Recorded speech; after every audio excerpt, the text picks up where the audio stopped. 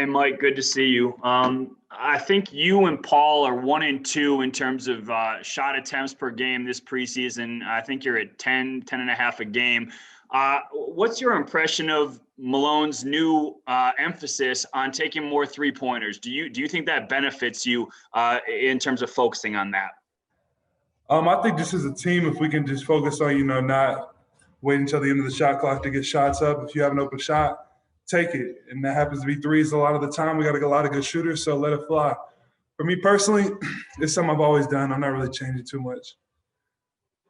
Next, we'll go to Joel Rush. Hi, Michael.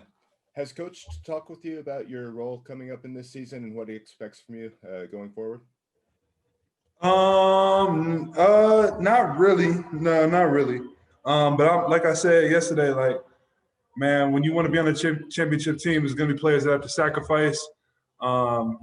So whether that's me, whether that's somebody else, it's what's necessary if you are wanting to be part of a good team. So I just want to do my job and do it to the best of my ability. So we'll see what Coach says. We'll go back to Mike Singer next. Hey, Mike, to piggyback off of that, regardless of starting, coming off the bench, you're obviously going to have a big role. You know that. How much more comfortable are you going into this season, given that you have that security, given that you know you're going to have a consistent role compared to last season?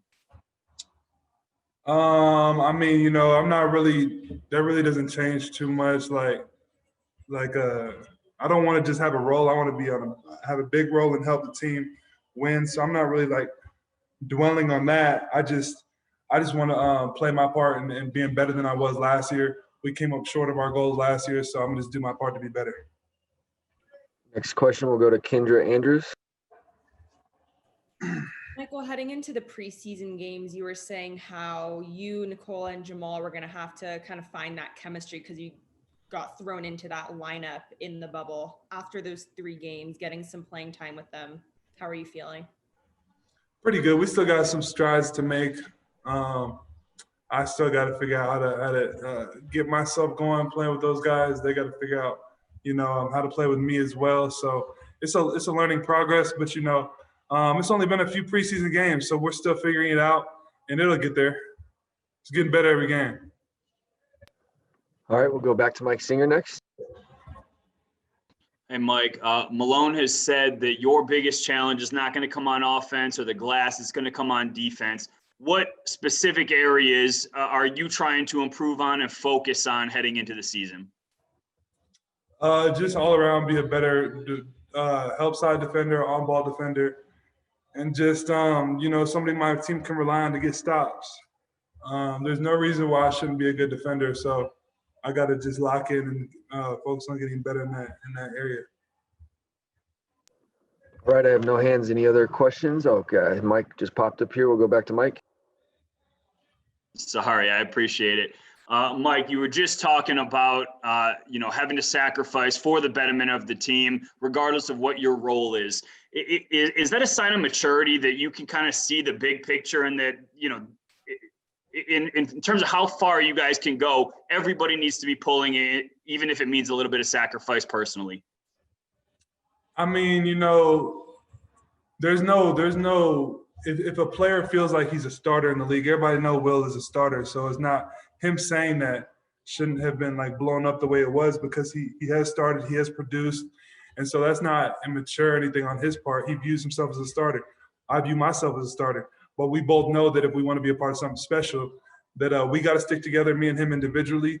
And then as a team, we just got to be willing to accept our roles. So if that's me starting, if that's him starting, if that's him starting instead of Gary, whatever the case may be, we got to stick together. So that's what we're focused on. All right, we'll go to Joel Rush. Hey, Michael. You obviously had a lot of success in the bubble, especially starting from early on. And now that you've had the chance to play a few games in empty arenas, how would you say the experience compares?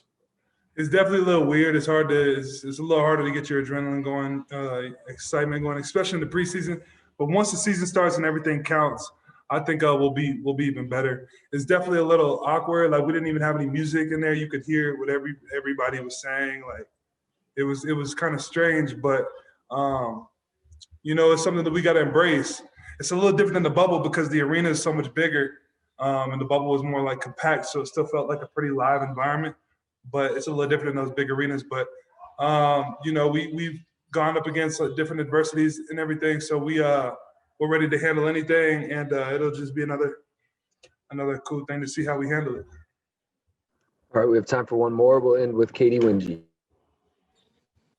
Hey, Michael, I'm curious. Monte talked a little bit about Nikola Jokic yesterday. Coach Malone said he's a consummate pro, is turning into, obviously a superstar, but also one that leads off the floor and leads by example. Can you just talk a little bit about what he inspires you to do by working hard in the right way?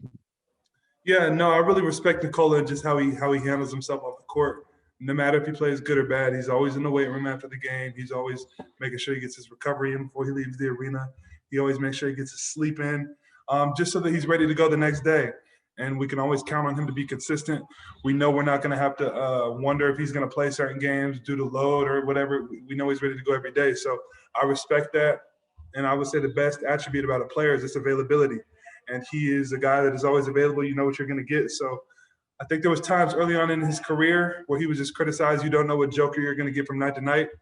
That's not even a thing anymore. We know what we're going to get from him. We know what he's going to bring. And he's learning how to lead by example. All right, Mike, that will do it. We appreciate it, man. Thank you. Yeah, appreciate it.